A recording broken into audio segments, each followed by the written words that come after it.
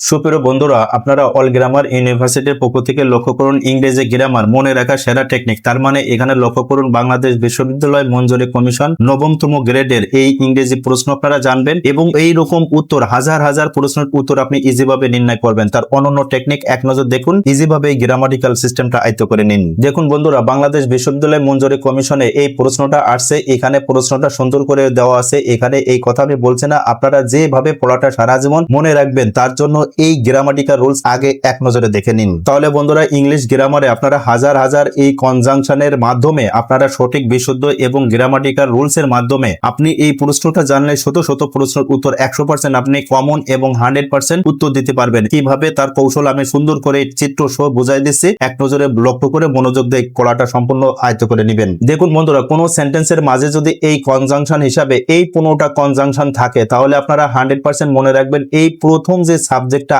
থাকবে এই সাবজেক্ট অনুসারে এই ভার্বটা বসবে, আর এই দ্বিতীয় যে সাবজেক্টটা থাকবে এইটা সাধারণত প্লুরাল হয়, তখন এই প্লুরাল বা দ্বিতীয় সাবজেক্টের কোনো ভূমিকা নাই। তার মানে এই ভার্বটা বসবে এই প্রথম সাবজেক্ট অনুসারে যদি এই কনজাংশন গুলো থাকে। তাহলে বন্ধুরা এখানে দেখুন এই কনজাংশনের ভিতরে এই যে এইটা আছে তার মানে অ্যালং উইথ। তাহলে দেখুন এই সেন্টেন্সে বলা হয়েছে কি এ বাউকেট অফ রেয়ার অরচিড along with, এই যে এইখানে আছে along with, তাহলে আমরা জানলাম এই কনজাংশন গুলো যদি যে কোনো একটা যদি সেন্টেন্সের মাঝে থাকে তাহলে এই প্রথম সাবজেক্ট অনুসারে এই ভার্বটা বলবে, দ্বিতীয় ভার্বের কোনো ভূমিকা নাই। তাহলে বন্ধুরা লক্ষ্য করুন এই সেন্টেন্সের মাঝে আছে along with, তার মানে এই along with অনুসারে এই প্রথম অংশ অনুসারে এইখানে আপনার এই ভার্বটা বসাতে হবে, এইটা হলো মূল কথা। আর এরপরে যে অংশটা আছে তার মানে এই অংশের কোনো ভূমিকা এই ভার্ব হিসাবে বসবে না। তার মানে বন্ধুরা এই along with এর আগে যে অংশটা আছে তার মানে এ বাউকুয়েট অফ রেয়ার অরচিড, তার মানে একটি ফুলের তোড়ায়, দেখা যাচ্ছে স্পষ্ট বোঝা যাচ্ছে